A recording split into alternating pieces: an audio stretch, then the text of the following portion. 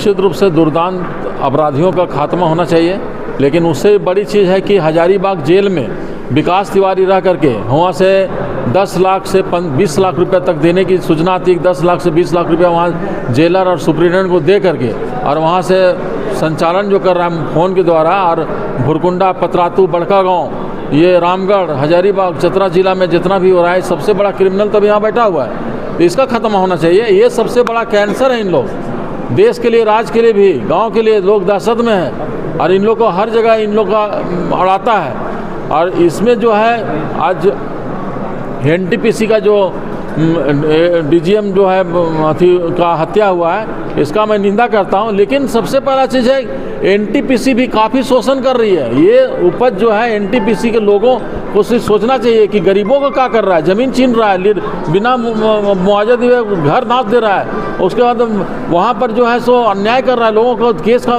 भय दिखा करके वहाँ ज़मीन लूटा जा रहा है, ज़मीन का कंपनसेशन नहीं दिया जा रहा है, न रिहेबिलिटेशन किया जा रहा है, न रिसेटलमेंट किया जा रहा है। ये भी बहुत बड़ा ये घटना का ये सूत्रधार है इसका। झारखंड डीजीपी हजारीबाग पहुंचे हैं क्या?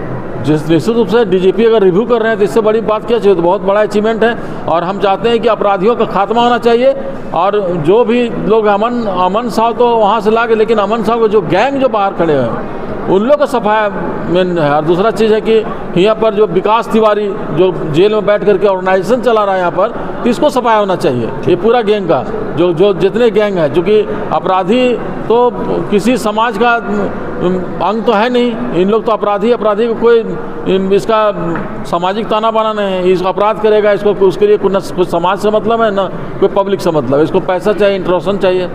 तो एक्सटॉर्शन करके जो इन लोग पैसा उगाही अरबों खरबों का, इन लोग सारा संपत्ति को जब्त होना चाहिए। मैं ये चाहता हूँ विकास तिवारी जेल के अंदर से पूरा ये निश्चित रूप से वहाँ जेलर सुप्रीटेंडेंट को पैसा दे करके डेली फ़ोन वहाँ से आता है। हम लोग को खबर आता है कि हम लोग को धमकी दिया जा रहा है, भैया क्या करें, कितना हम लोग लेटर लिखे, चिट्ठी लिखे। आज उसके साथ जो है भुरकुंडा, पतरातू, वहाँ पर ही गज्जू साहब मिला हुआ है रेलवे साइडिंग से। रेलवे साइडिंग में चारकोल मिला करके, वहाँ कोयला मिला करके लोग सप्लाई कर रहा है। अवैध कारोबार उरी मारी से लेकर के आप देखिए, उरी मारी कोयला सीधा उठता है, सीधे रेलवे साइडिंग में जाता है।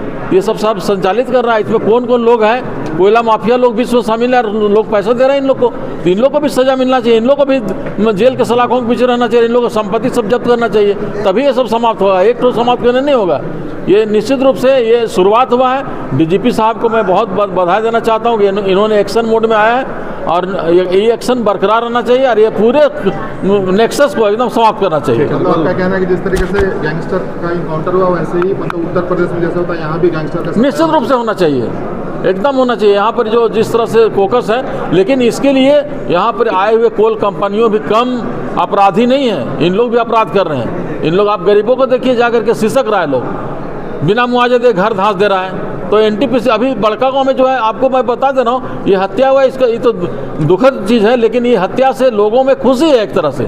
आपको मैं बता दे रहना चाहता हूँ, बड़गांव के लोग खुश हैं। बड़गांव के लोग, बहुत सारे लोग रिएक्शन में आप जब पूछिए, उन लोग बोल रहे हैं कि नहीं, एनटीपीसी के जो ये घटना हो रहा है, इन लोग हम लोग सबको दबा रहा है। विस्थापन की तरफ आप इशारा कर रहे हैं। निश्चित रूप से विस्थापन एक बहुत बड़ा मुद्दा है और विस्थापन के मुद्दा पर कोई भी नहीं संज्ञान लेता है।